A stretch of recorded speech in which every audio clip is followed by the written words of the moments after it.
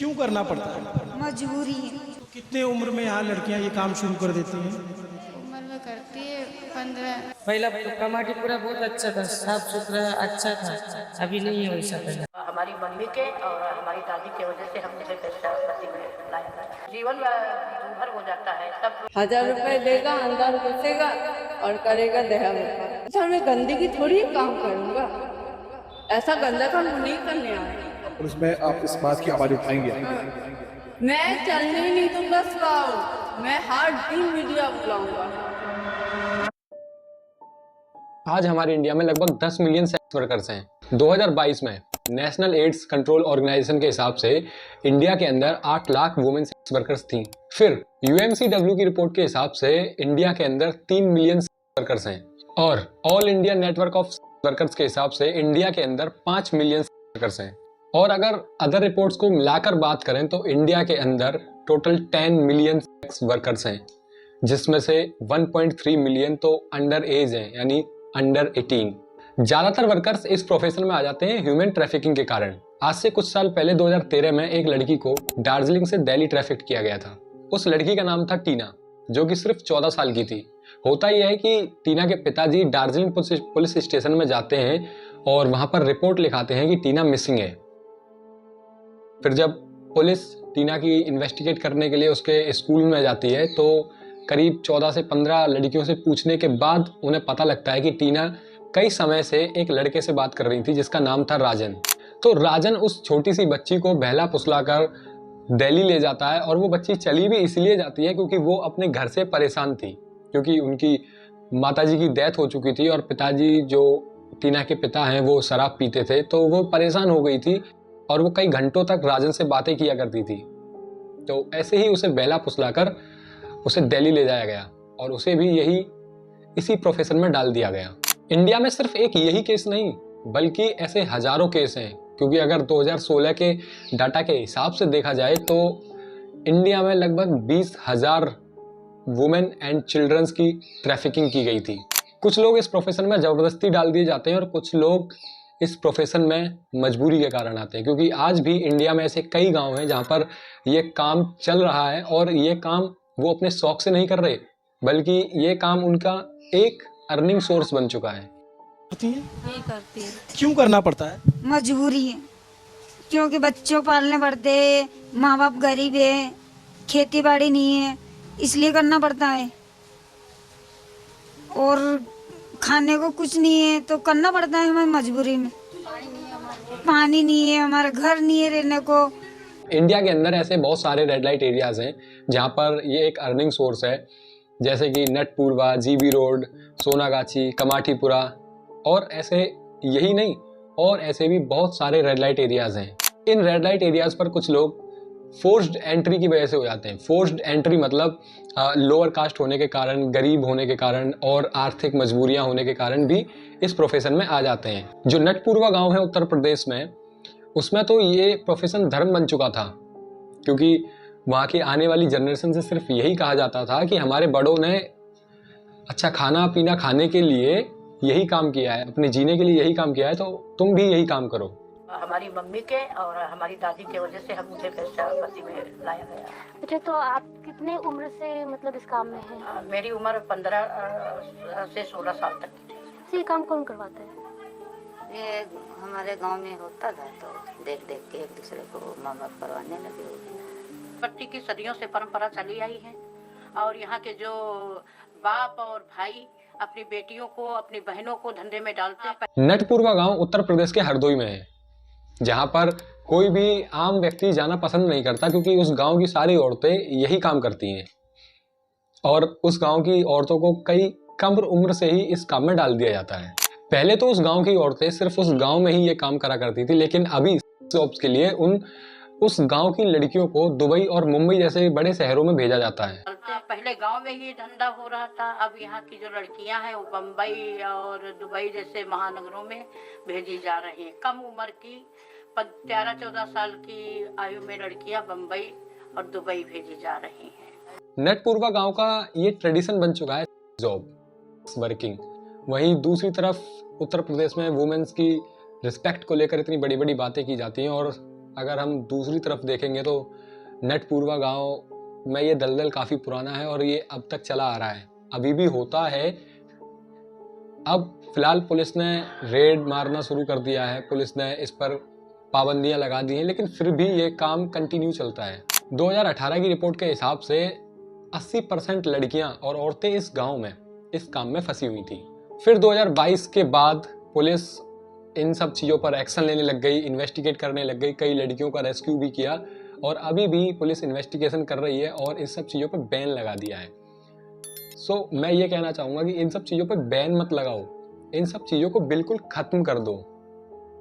क्योंकि अगर आप बैन मैं एग्जांपल देता हूँ, जैसे कि अगर टिकटॉक पर बैन लगा हुआ है तो लोग VPN चलाकर उस टिकटॉक को ओपन कर लेंगे, लेकिन अगर टिकटॉक है ही नहीं, समझ रहे हो ना मैं क्या कहना चाहता हूँ, अगर टिकटॉक है ही नहीं तो चलाएंगे क्या VPN लगा के। तो मेरा कहने का मतलब यही है कि सिर्फ बैन नहीं लगाओ, इस काम को बिल्कुल खत्म कर दो।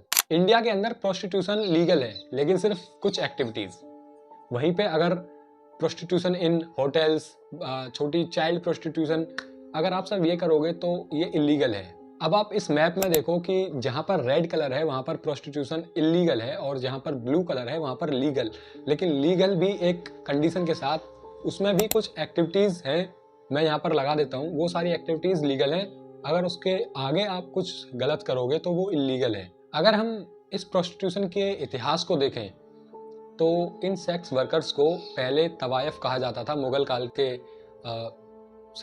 काल के वक्त इनको तवायफ कहा जाता था, जो कि कुलीन वर्ग की सेवा करती थी, मुजरा किया करती थी, डांस किया करती थी, जिनके लिए इन्हें पैसे मिला करते थे। तवाइफें पहले नृत्य, संगीत, रंगमंच, ये सारी चीज़ें परफॉर्मेंस किया करती थी, उन्हें पैसे दे दिया करते थे। लेकिन ये परंपरा जब से ही चली आ रही है कि अगर लोअर कास्ट है, गरीब है, तो ऐसा कुछ करने से उसको पैसे मिल जाएंगे। तो हम सबको अब एक होकर ये परंपरा बिल्कुल रोकनी होगी कि सब एक बराबर हैं, कोई भी लोअर कास्ट नहीं है, कोई भी गरीब या अमीर नहीं है, कोई भी लोअर या अपर कास्ट नहीं है।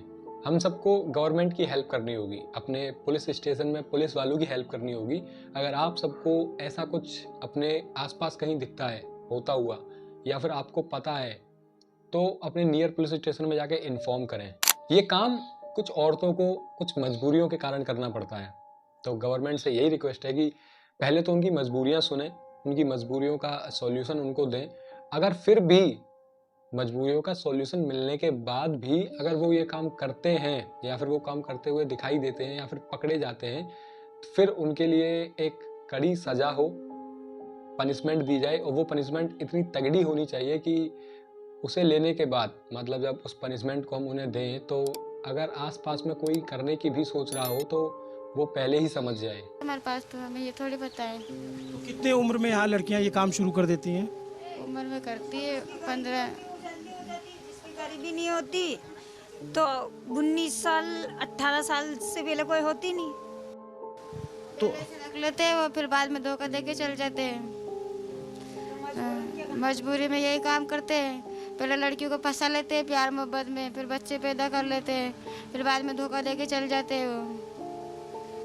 करती हैं? नहीं करती है। क्यों करना पड़ता है? मजबूरी है, क्योंकि बच्चों पालने पड़ते हैं, माँ बाप गरीब है, खेती बाड़ी नहीं है, इसलिए करना पड़ता है। और खाने को कुछ नहीं है तो करना पड़ता है हमें मजबूरी में। पानी नहीं है, हमारा घर नहीं है रहने को। पहला दूसरे अलग कानून था, अभी अलग कानून है। पहला कमाटी पूरा बहुत अच्छा था, साफ सुथरा अच्छा था, अभी नहीं है वैसा पहला वैसा। क्या बदल? मैं आपको बता दूं कि इस काम को बढ़ावा कहाँ से मिलता है। इस काम को बढ़ावा मिलता है स्पा सेंटर से, क्योंकि इंडिया में आज टोटल 15,000 स्पा सेंटर्स हैं, जिसमें नॉर्मल आदमी स्पा कराने जाता है रिलैक्स, स्ट्रेस को रिलीज करने के लिए। लेकिन इन स्पा सेंटर्स में एक चीज इंक्लूड है जिसका नाम इन्होंने दिया है हैप्पी एंडिंग। हैप्पी एंडिंग का मतलब है कि लास्ट में आप करना चाहते हो या नहीं। 7 मार्च 2025 को एक वीडियो आता है जिसमें एक न्यूज़ रिपोर्टर स्पा सेंटर में काम करने वाली लड़की से स्पा सेंटर की सच्चाई पूछता है। आपने एक सनसनीखेज खुलासा किया है अभी तक ये देखा जाता कोई सामने नहीं आता, लेकिन आप इस बात का खुलासा किया है। आखिर स्पा सेंटर में क्या चलता है पूरे? स्पा सेंटर बोल के इंसान धंधा में लाके रखता है, सिर्फ धंधा ही होता है।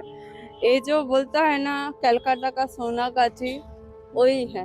मान लो वो है, बोलता है बाजार, ये बोलता है सैंडल वाला बाजार, ठीक है। वो लड़की मीडिया इसीलिए बुलाती है क्योंकि जब उस लड़की ने स्पा सेंटर के मालिक से 500 रुपये एक्स्ट्रा मांगे कुछ ज़रूरत पड़ने पर, क्योंकि वो लड़की उसी स्पा सेंटर में काम करती है, तो उस मालिक ने कहा कि एक्स्ट्रा सर्विस दो और ज़्यादा पैसे कमाओ।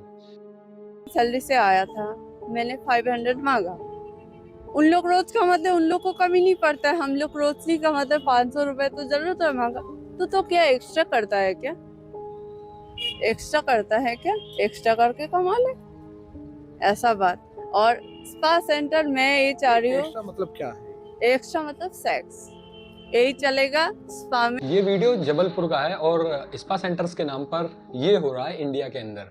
15,000 स्पास में से 5,000 स्पास तो दिल्ली में है, जिनमें से सिर्फ 400 स्पास के पास लाइसेंस है लीगल का, लेकिन जो फिर इसके बाद हैं वो सारे इलीगल हैं। एक स्पा का रेट 2,000 से 2,500 होता है, जिसका सिर्फ 10 से 15% उसको जाता है जो मसाज कर रही है या मसाज कर रहा है। और अगर आपको हैप्पी एंडिंग चाहिए तो 6,000 से 12,000 तक रेट होता है। इन सारी चीज़ों ने, ऐसे बिजनेसेस ने जो स्पा सेंटर ओपन कर लेते हैं, उन सब ने वो सब उस चीज़ का फ़ायदा उठाते हैं कि लोग दूर दूर से लड़कियां आती हैं। अगर किसी भी शहर में, दिल्ली में ज़्यादातर बाहर के ही लोग आते हैं, असम, बिहार और भी अलग अलग देश से, मतलब देश बोल रहा हूँ, अलग अलग सिटीज़ से। तो वो इस चीज़ का फ़ायदा उठाते हैं कि वो सर्वाइव करने के लिए जॉब ढूंढती हैं और उन्हें स्पा सेंटर में जॉब मिल जाती है। फिर उनको फोर्स किया जाता है कि एक्स्ट्रा सर्विसेज दो। मतलब कुल मिला के उन सबको एक प्रोडक्ट, उन सब लड़कियों को या लड़कों को एक प्रोडक्ट और एक एक्सपीरियंस बना दिया है कि जितना ज़्यादा एक्सपीरियंस उतने ज़्यादा पैसे। मैं ये नहीं कह रहा कि स्पा सेंटर मत चलाओ, स्पा सेंटर चलाओ, लेकिन लीगल तरीके से चलाओ। कुछ चंद पैसों के लिए किसी की इज्जत को मत बेचो। और मेन यही है कि ये सारी चीज़ें काफ़ी बंद, मतलब काफ़ी कम नहीं, बिल्कुल बंद ही हो जानी चाहिए। मेरी वीडियो जिसके पास भी पहुंच रही है वो इस वीडियो को शेयर ज़रूर कर देना, ताकि लोगों को पता चले कि कितना गलत हो रहा है लोगों के साथ और ये चीज़ कोई अच्छी नहीं है। इसीलिए वीडियो को शेयर कर देना, सब्सक्राइब, लाइक एंड मिलता हूँ किसी ऐसे ही एक मस्त टॉपिक पे बात करते हुए।